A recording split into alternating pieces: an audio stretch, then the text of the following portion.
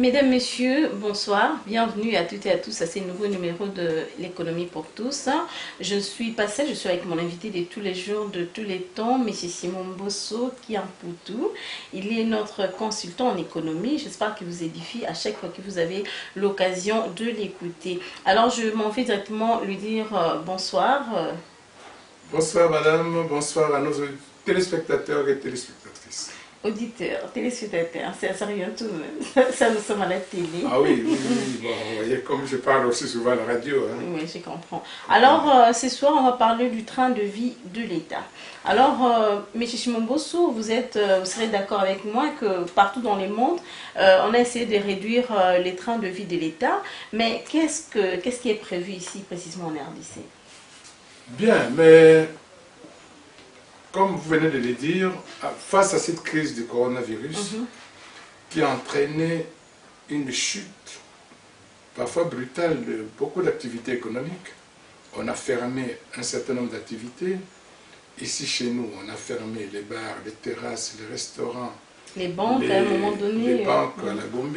On a confiné la Gombe, donc même des usines à la Gombe, beaucoup de dépôts de produits aussi bien alimentaires et pharmaceutiques se trouvent à la Gombe, ce qui fait que même les activités qui ont continué à fonctionner, ils ont eu des problèmes d'approvisionnement. Alors, on a aussi suspendu un certain nombre de taxes, TVA, on a suspendu certaines taxes douanières, et ça a entraîné une réduction assez importante des recettes de l'État. Déjà, oui. Donc les recettes de l'État ont baissé fortement. Malheureusement, nous ne connaissons pas l'impact exact. Mais entre-temps, il y a des dépenses contraignantes qui ont été maintenues. Parmi ces dépenses, il y a les salaires. Les salaires Les salaires, notamment, surtout les salaires des institutions politiques.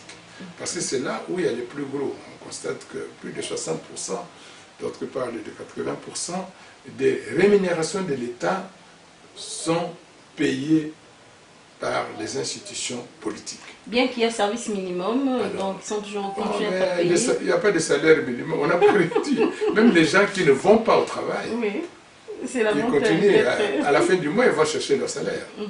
Donc, et les institutions politiques ici chez nous, il y a l'institution président de la République, il y a l'institution gouvernement, il y a le Parlement, l'Assemblée nationale et le Sénat. Et puis, il y a le pouvoir judiciaire qui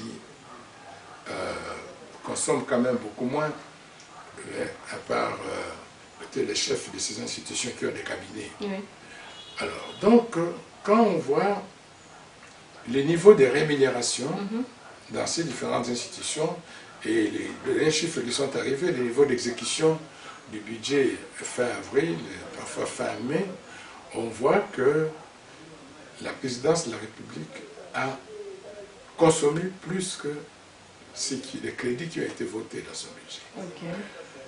Et chapeau bas, pour la première fois, depuis plusieurs années, la primature, l'Assemblée nationale et le Sénat ont consommé beaucoup moins que les crédits qui ont été votés. Ça, c'est vraiment un fait. C'est quelque chose à encourager quand même. Encourager, c'est pour ça que j'ai dit chapeau bas. Et c'est l'institution président de la République, avec tous ses services, les cabinets et les services spécialisés, qui doivent faire l'effort, parce que c'est eux qui doivent donner l'exemple. L'exemple, on dit, l'exemple prêche mieux que ce qu'on dit. Donc, et ça, vous ne pouvez pas demander aux autres de serrer la ceinture aussi longtemps que si vous ne serez pas capable de les faire. À votre niveau. Non, mais au niveau, quand vous parlez là, est-ce qu'il y a quand même des efforts qui ont été fournis pour réduire ces trains de vie ici en RDC? Mais j'ai dit que quand vous comparez avec la baisse des recettes, qu'est-ce qui arrive?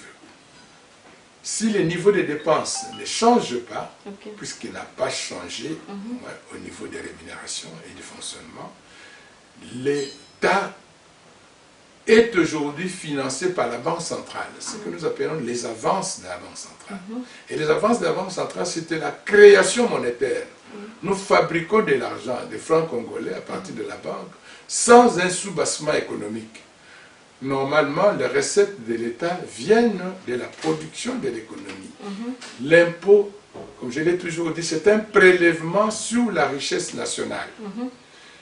Nous, notre prélèvement sur la richesse nationale tourne autour de 10-12%. Mais quand la richesse baisse, ce prélèvement automatiquement diminue. Donc c'est diminué, oui. Ok. Si vous produisez pour 1000 $, vous venez prélever, vous devez payer 10% à l'État, donc vous payez 100 $. Mais si vous produisez maintenant pour 500 $, l'État vient prélever 10%, vous ne payez plus que 50. Oui. Mais entre-temps, si vos dépenses, le personnel que vous payez, les dépenses n'ont pas changé. Oui.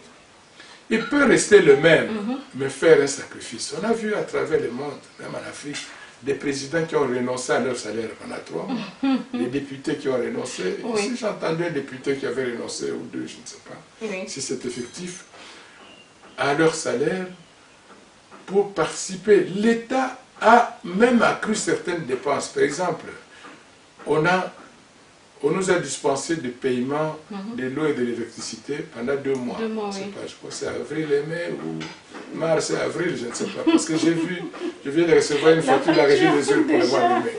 Ils n'ont même pas pitié de la population. Bon, je ne sais pas si on peut parler de pitié. Jusqu'à présent, eux aussi doivent vivre. Hein. Mais l'État avait décidé de supporter pour 2 mois. 2 mois, oui. Si les 2 mois sont consommés, l'État doit payer. Ce n'était pas une dépense qui existait parce que c'est un événement inattendu. Hein? Parce qu'on fait face à un risque. Un risque, c'est un événement inattendu et qui vient créer un désagrément. Ça nous a créé un désagrément à tous. Nous ne pouvons plus aller à la Gombe, il y a des contrats. Moi, comme consultant, il y a des activités que je ne peux plus faire. Limitées, bloquées, qui sont aujourd'hui suspendues parce que, hein, par exemple, il y a des activités qu'on devait aller réaliser à Matadi, à Lubumbashi ou à Goma. On ne peut plus sortir de la ville de Kinshasa. Si les frontières sont fermées. Oui. Alors, comment faire pour l'État doit ramener, parce qu'en acceptant aujourd'hui ce qui se passe, de se faire financer par les avances de la Banque centrale, par de la création monétaire. Qu'est-ce qui se passe? Il y a beaucoup de francs congolais sur les marchés qui n'ont pas une contrepartie à devise. Mais quand vous parlez de la création monétaire, c'est-à-dire, parce qu'il y a des gens qui nous suivent et qui aimeraient bien... Oui, la création monétaire, c'est-à-dire ce que je disais. Normalement, les recettes de l'État viennent de la fiscalité, donc des impôts, des taxes. Et les impôts et les taxes sont prélevés sur l'activité économique, sur la production. Mais quand les entreprises ne produisent plus, ou produisent moins, il y en a qui sont fermées. C'est-à-dire que la richesse nationale a diminué. Donc les recettes ont baissé. Tandis que les dépenses, il y a des dépenses contraignantes comme les salaires, qui n'ont pas baissé. Donc c'est là où nous parlons du train de vie de l'État. Beaucoup de pays ont accepté de réduire au niveau des institutions politiques de réduire. Là où les gens gagnent plus, ils renoncent de balancer un peu. Renoncent à 20%, 30% pour que tout le monde puisse avoir quelque chose. Parce qu'aujourd'hui, par exemple, les provinces et les étés ne reçoivent plus rien. Les ministres provinciaux, les députés provinciaux, vous en parlez des gens qui sont dans les territoires, les secteurs, depuis 8 mois, ils ne sont pas payés. Mais ici, au niveau central, les députés nationaux, les sénateurs, les ministres nationaux sont payés. Généralement, quand l'État n'a pas suffisamment d'argent, on commence toujours par couper sur les investissements. Or, les investissements, c'est important. C'est des investissements qui augmentent la capacité productive du pays. Les investissements, c'est-à-dire construire les écoles, les hôpitaux, les routes, les usines de production, soutenir l'agriculture, soutenir l'industrie, les petites et moyennes entreprises. Là, il n'y a pas de problème. Il n'y a pas de moyens. On n'a pas, l'État ne fait rien de ce côté-là. Mais il maintient les niveaux, les trains de vie des institutions politiques. Or, les dépenses là, les rémunérations, ce sont des dépenses qui ne sont pas productives, ce sont des dépenses de consommation. Les gens travaillent Mais dans une économie qui est en berne, tout le monde doit faire des sacrifices. Mais non, c'est... Parce que, j'ajoute que quand l'économie est financée aujourd'hui par les avances de la Banque centrale, par la création monétaire, s'entraîne la chute de notre monnaie. Okay. Aujourd'hui, nous approchons de 2000 francs congolais pour $1. Déjà? Ah oui. Et ça se traduit par quoi? La hausse des prix. Parce que, comme notre économie dépend beaucoup des importations, sont extraverties. Tout ce que nous importons vient à l'équivalent dollar, donc la monnaie, les prix se réajustent automatiquement. Ok? Ce qui fait que les gens se plaignent, vous voyez les chiens-chats sont devenus plus chers. Les abats, il n'y a plus moyen de nouer les 2 bouts du mois, il n'y a plus moyen de payer les loyers en dollars, donc on ne sait plus. Et face à la coronavirus, on est devant un dilemme cornélien, comme on appelle ça. Mourir de faim ou mourir de corona. On dit c'est pas le corona qui tue, c'est poches vides qui tue. Ah, voilà, c'est ça dit. C'est ça les problèmes. Alors quand les prix augmentent, que les gens n'ont pas de revenus, ça se traduit par quoi? Chute du pouvoir d'achat. Les gens ne sont pas capables. Là où quelqu'un, avec 1000 francs, pouvait acheter, prendre des petits déjeuners par exemple, une quantité de foufou et peut-être un chinchat, maintenant il va acheter un demi ou un tiers. Donc les gens ne vont plus manger comme avant. Et sur le plan de la santé, comme je l'ai toujours dit, l'alimentation c'est le premier médicament. Pour bien résister aux pandémies, aux épidémies, aux malarias, il faut être fort. Ce sont les immunités qui permettent aux gens de résister. Mais où allons-nous avec tout ça? Parce qu'on apprend même la démission du docteur Mukwege. Qu'est-ce qui va arriver finalement ici en RDC? Qu'est-ce que nous devons faire? Qu'est-ce qui va arriver? C'est pour ça que tout le monde demande à l'État de réduire son train de vie. Vous pensez que ça Il faut que l'État accepte de réduire les avantages de ces acteurs politiques. Or, vous avez vu, puisque l'Assemblée nationale a demandé qu'on ajoute $2000 à chaque député et puis qu'on augmente le fonctionnement, je ne sais pas, des millions de dollars. Vous avez vu la réaction des professeurs? Des professeurs qui menacent Et les professeurs ne sont pas seuls. C'est ça. Il y aura les fonctionnaires, les enseignants, les médecins, tous ceux qui avaient commencé à réclamer avant, et qui ils vont se dire, ben, alors moi, je suis un ancien député, j'étais assez stupéfait par la réaction du rapporteur de l'Assemblée nationale, qui déclare dans une radio que oui, mais c'est normal, nous avions demandé ça depuis le mois de septembre de l'année passée, c'était même budgétisé, donc ça n'a rien à voir avec la situation actuelle. Mais quand la situation change, quand ça va mal, vous ne pouvez pas prétendre même si on avait demandé, on doit se sacrifier. Et il y a même un autre député qui a dit, nous donnons de l'argent. Il y a des gens qui viennent chez nous tous les jours, nous leur donnons de l'argent, alors il faut qu'on nous augmente pour que nous continuions. Non. C'est pas ça le rôle, quand même. Ce n'est pas ça, non seulement ce n'est pas votre rôle, vous pouvez le faire, mais vous ne pouvez pas souhaiter d'avoir une population qui soit dépendante, dépendante de votre poche. Si moi, qui avais été député, même membre du gouvernement, si les gens doivent rester dépendants, pauvres, sans ressources, le gouvernement et l'État doivent travailler pour réduire la pauvreté, pour améliorer les conditions de vie des gens, pour qu'ils puissent gagner leur vie, qu'ils deviennent autonomes, comme étaient nos parents, même qui faisaient des métiers manuels, qui travaillaient dans l'agriculture, mais ce qu'ils gagnaient leur permettait de prendre en charge leur famille, de payer les études de leurs enfants, de payer. Et moi, j'ai dit, nous avons cette responsabilité-là. Si nous avons été élevés correctement et on nous a pris en charge par des parents qui n'avaient pas notre formation. Niveau d'études, par exemple, oui. Et que aujourd'hui, nous ne pouvons pas donner la même chose aux enfants que nous avons mis au monde ou à nos petits-enfants. C'est une responsabilité qui est grave, dont nous devons être conscients. Nous ne pouvons pas nous contenter de dire, bon, les gens viennent, et ils nous appellent, ils nous contactent, ils ont faim, ils ont des problèmes. Parce qu'ils n'ont pas de travail. Comme qui dirait, apprends-moi à pêcher, parce que si tu me donnes aujourd'hui, demain je reviendrai encore. Je reviendrai encore. Et un jour, toi qui donnes aussi, tu n'en auras pas assez pour donner. Combien de personnes, de lecteurs à qui tu vas donner. Même ceux qui n'avaient pas voté pour toi, quand ils vont venir, ils viendront, quand ils vous apprendront que vous donnez gratuitement, ils vont venir pour donner. Alors, parmi les pistes de solutions, il y a la réduction de vie. Donc, la réduction des trains de vie, ça suppose qu'aujourd'hui, quand nous avons vu les chiffres, là où il y a des dépassements, il faut faire la politique de ces moyens. Comme on dit, la plus belle femme du monde, comme madame, ne peut donner que ce qu'elle a. Alors, donner ce qu'on a, c'est ce qu'on produit.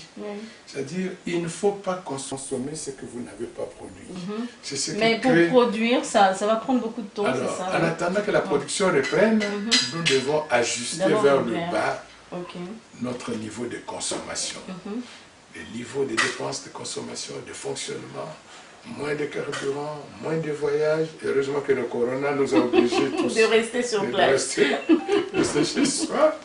Et hier, je suivais le docteur Michel de l'équipe des ripostes, qui a dit quelque chose vraiment de très bien que je l'ai publié.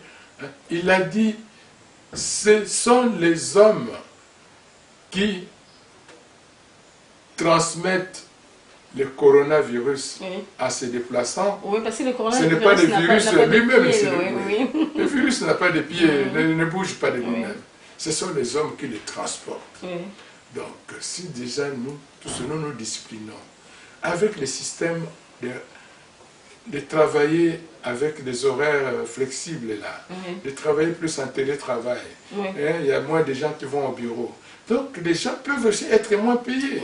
On peut leur réduire d'un tiers. Moi, que ces gens-là acceptent, c'est ça le problème. Mais est-ce qu'ils ont le choix entre eux et ceux qui n'ont rien? Mais une personne qui loue une maison, par exemple, à $500, et il était à mesure de payer cette maison. Quand vous parlez de la réduction... Supposons que tu touchais $3 000. Bon, si par ces temps, si on dit on te paye 2 000, tu peux encore continuer à payer la maison à 500. Mais il y a d'autres dépenses qui vont manquer. Il y a la famille élargie, la famille restreinte, tout ça.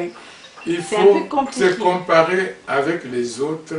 Il faut toujours se dire que là où moi je me plains, il y a quelqu'un qui a encore moins que moi. C'est ça. Peut-être de loin. Ça sera possible de réduire les trains de vie de l'État. Il faut, c'est une obligation, c'est un devoir. Parce qu'aujourd'hui, si on augmente les députés, c'est ce qu'ils ont demandé. Les professeurs et aussi. Les professeurs là, qui ont déjà menacé. Les médecins. Les médecins, Les enseignants de primaire et de secondaire. Tu vois, ce sont les secteurs qui sont les plus sensibles là. Ils sont les plus sensibles. Les fonctionnaires. Alors, tous, ils vont dire, les entreprises publiques. Tout le monde, chacun va dire, voilà, nous aussi, il faut nous augmenter. Nous aussi, il faut nous augmenter. Nous aussi. Alors, vous allez vous arrêter où? C'est un feu qui est déjà allumé, on ne sait pas éteindre. C'est ça aussi les problèmes. Et comment avez-vous apprécié la nomination dans les entreprises de l'État? Bon, nous aurions souhaité que cette fois-ci, puisque c'est un nouveau pouvoir, d'après ce que les détenteurs disent, qu'on change le mode de nomination d'abord. Qu'on commence par nommer les gens sur base de critères de compétences et de moralité. Mais cela n'a pas été respecté ou quoi? On voit que dans beaucoup d'entreprises, on n'a pas nommé des fils maison, pas des gens qui viennent de là, qui connaissent le problème de la maison. Ce sont tous des personnes déléguées par des partis politiques. C'est toujours le même déléguées par des partis politiques. Moi, j'ai toujours soutenu le gouvernement devrait engager des cabinets internationaux, spécialistes, ce qu'on appelle des chasseurs de tête, au même profil que pour gérer, par exemple, l'ex-ONATRA, la SCTP, il nous faut un profil de tête. Cherchez-nous, que les gens envoient leur candidature et on va les évaluer, on leur fait passer des tests et voir celui.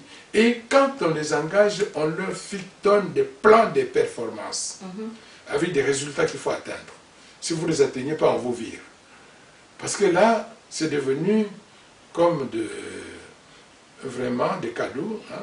On donne ça pour se partager, parce que ce sont les partis qui sont là, dans la coalition, donc qui se sont partagés. Donc on est obligé de faire ça, parce qu'on est...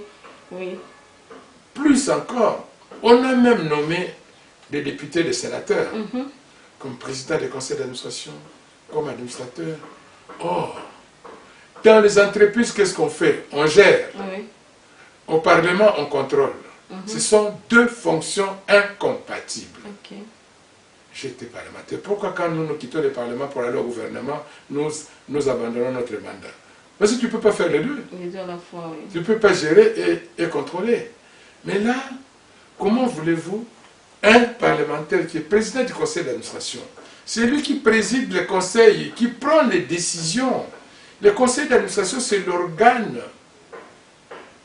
d'administration, c'est l'organe des décisions dans les entreprises, qui donne le cadre de commandement, qui décide des marchés publics, qui fixe la politique générale. Mais moi, si je suis ministre du portefeuille au ministre, je ne sais pas, des transports, j'ai un parlementaire qui est censé me contrôler, qui est à la tête ces parlementaires changent du conseil d'administration d'une entreprise qui est sous ma tutelle. Quand il vient à mon bureau, quelle tête j'ai? Je vois monsieur le député, monsieur le sénateur, devant moi. Et quand il y a une mission du Parlement pour venir contrôler l'entreprise, ce mandataire-là, il est de quel côté? C'est ça. Il y a quelque chose qui ne va pas. Mais est-ce qu'il manque de gens compétents ou bien... il manque des gens qui sont au chômage, qui ont des compétences et qui n'ont pas de travail. Mais peut-être qu'ils ne se sont pas prononcés. Dans ces partis-là, il n'y a que les présidents fondateurs, les autorités morales qui ont droit à tout. Quand ils sont déjà au Parlement, ils ne peuvent pas laisser les autres aussi ont bénéficié, occuper les fonctions dans les entreprises. Donc ce sont des choses qu'on doit vraiment... C'est de l'égoïsme. C'est ça. Non, on nous dit que les leaders doivent être les serviteurs. En RDC, ce n'est pas le cas. Mais justement, c'est là où nous devons nous remettre en cause. Si, et je crois que les militants regardent, ils regardent, ils doivent tirer les leçons, que voilà, et ils sont là pour applaudir, pour aller mettre les bulletins dans l'urne, et puis... Mais puisqu'on parle de... On va revenir sur la réduction des trains de vie de l'État. Il y a un vent qui s'élève déjà au niveau du marché central par rapport au confinement de la Gombe. Alors, les vendeurs du marché central demandent à ce que la Gombe soit déconfinée, surtout le marché central. Vous avez peut-être un avis contraire? Bon, il y a un problème. Il y a la gestion socio-économique de la crise du coronavirus. N'est pas vraiment très efficace. Déjà, la gestion sanitaire pose des problèmes. Parce qu'on n'a pas de puisque matériel, le secrétariat se plaint, il n'y a pas suffisamment de moyens, et les budgets que le professeur Moyembe a présentés n'est pas du tout couvert. Je ne sais même pas si on a pu atteindre même 10%. Les hôpitaux qui accueillent les malades se plaignent que les factures qu'ils introduisent ne sont pas payées ou ne sont pas payées à temps. Je ne sais pas s'ils sont payés. Mais nous avons un problème. Tous les opérateurs économiques, les Congolais, les indépendants, les micro et petites et moyennes entreprises, tous ceux qui vendent au marché, les grands marchés, c'est un centre d'entrepreneuriat très important. Tous ces gens-là, quand on a fermé, quelles sont les mesures d'accompagnement? C'est ça, ça fait déjà 3 mois. Ça fait 3 mois. Ils n'ont plus d'activité. C'est grâce à ça qu'ils font vivre leur famille, qu'ils soignent leur famille, qu'eux-mêmes vivent, peut-être qui supportent beaucoup. Il y en a qui ont des collaborateurs, des employés. Alors, comment ils doivent payer les leur agents qui travaillent aussi. Ou leur électricité. Donc, il y a là un problème. On devait peut-être fermer le marché pour les désinfecter, parce que la Gombe est là. Nous avons vu quelques images, on a désinfecté l'hôtel du gouvernement et la gare centrale, mais le reste. Les écoles se doivent reprendre bientôt. Hein, notre ami Willy Bakonga va organiser les examens d'État et on a fait ce qu'on appelle ça. Mais les écoles, est-ce qu'on les a désinfectées? Il faut des mesures d'accompagnement. Nous n'avons peut-être pas assez de moyens, c'est pour ça que la réduction du train de vie de l'État est importante, parce que les gens là, ils voient que les autres continuent à être payés, et nous autres là, on ne sait plus vivre. Alors, ça les pays qui ont les moyens, ils ont donné des aides aux entreprises, des aides aux ménages pour soutenir cette période difficile. S'il y avait ces aides-là, les gens auraient pu patienter. Mais maintenant, c'est question de voir s'il faut rouvrir le marché, les mesures sanitaires qu'il faut prendre. Parce que j'ai vu, j'étais au marché Gambela une fois, ce n'est pas tout le monde qui va, il y a des pavillons qui ont été fermés. On a laissé les pavillons de produits alimentaires, surtout les pavillons des histoires comme des bijoux, comme les quincailleries, on avait fermé, mais ceux-là réclamaient aussi. Peut-être organiser un système pour que les gens viennent vendre à tour de rôle. À tour de rôle, faire au moins un service minimum, bien respecter les mesures d'hygiène. Pour permettre justement le service des mesures-là, la distanciation entre déjà les vendeurs. Il ne faut pas que tous les étalages soient occupés. Comme dans les églises, demain si nous reprenons, quand aujourd'hui nous allons, il y a des messes qui sont organisées dans des petites chapelles, il ne faut pas être à plus de 15. Donc chacun est dans son coin. Pour ne pas se protéger, prendre les risques, pour se protéger les autres.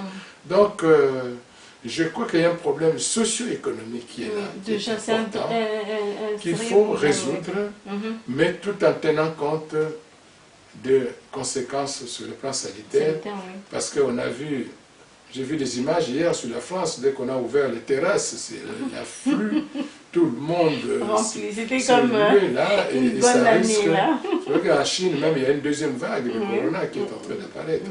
Donc, quand il n'y a pas de discipline, et ici la discipline, c'est le changement de comportement. Et moi, comme consultant dans des organisations, nous travaillons beaucoup sur la question du changement. Vraiment, on devrait profiter de cette pandémie pour changer de comportement. Parce que nous voyons que les gens, ils sont inconscients, ils sont... Un changement de comportement sur le plan de la population. Oui, de nous tous, de tout le monde. Donc déjà, le fait d'éviter la promiscuité... Mais non, c'est pas ce qui se passe ici à Kinshasa. Il y a moins de gens qui se protègent. Mais si cela ne change pas, c'est difficile. Un grand marché comme le marché central, sans distanciation sociale, ça risque de devenir un foyer de propagation accélérée. Nous avons vu depuis 3 semaines comment les chiffres montent. Il grimpe vraiment, c'est chaque jour qu'on annonce 4000 et quelques, 4000. Maintenant on a 4800, bientôt on va atteindre les 5000. Et puis et ça encore avec l'insuffisance de tests. Mais plus si le marché central est ouvert dans les mêmes conditions que d'habitude, avec l'insalubrité, avec la promiscuité, avec vraiment les gens qui se côtoient, qui sont collés, serrés comme on dit. Ce ne sera pas possible. Alors, en guise de conclusion, qu'est-ce que vous allez dire? Qu'est-ce que la RDC doit faire pour emboîter les pas des autres? C'est ça, parce qu'il y a des pays qui ont déjà déconfiné. Ici, il y a des choses qui ne relèvent que de la volonté politique de l'État, à commencer par le président de la République, parce que c'est lui qui doit prêcher par l'exemple, réduire le train de vie au niveau de la présidence, et le Conseil pourra exiger à tous les autres de faire de même. Il peut lancer un message fort, parce que je crois qu'il n'a pas parlé depuis qu'il avait annoncé les mesures. Hein, il y a eu beaucoup de décès. Surtout pendant cette période, oui. Donc, lancer un message, il faut qu'ils prennent d'abord une décision sur la réduction du train de vie au niveau de la présidence et qu'ils demandent au gouvernement de faire de même. Comme ça, eux, ils pourront demander aux autres institutions. S'ils disent, voilà nous ce que nous avons fait, faites de même, tout le monde va suivre. Parce que les collectifs budgétaires qui est déposé à l'Assemblée nationale, qui réduit le budget de 35%, c'est déjà trop peu à mon avis, puisque les plans de trésorerie qui avaient été publiés par les ministres des Finances avaient pratiquement réduit déjà de 50%. Donc on pourrait réduire.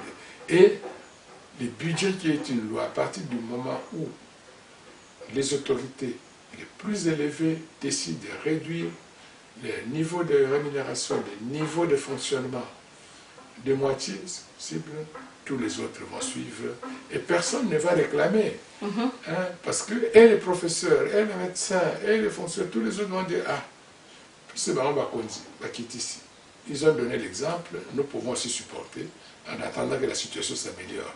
Mais si les autres voient que ceux qui sont les plus élevés en dignité, en responsabilité et en moyens ne font pas de sacrifices, ils n'accepteront pas du tout l'en faire.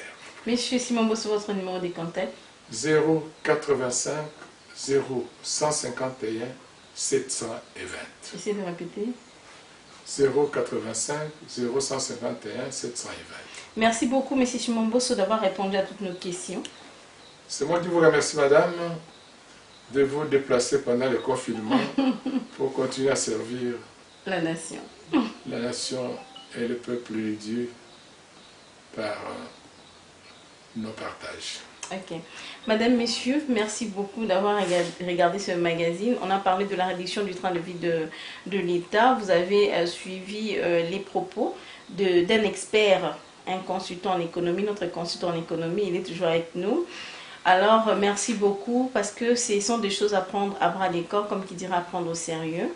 Parce que le coronavirus, c'est une réalité. On a besoin de survivre après cette pandémie. Au revoir et à la prochaine.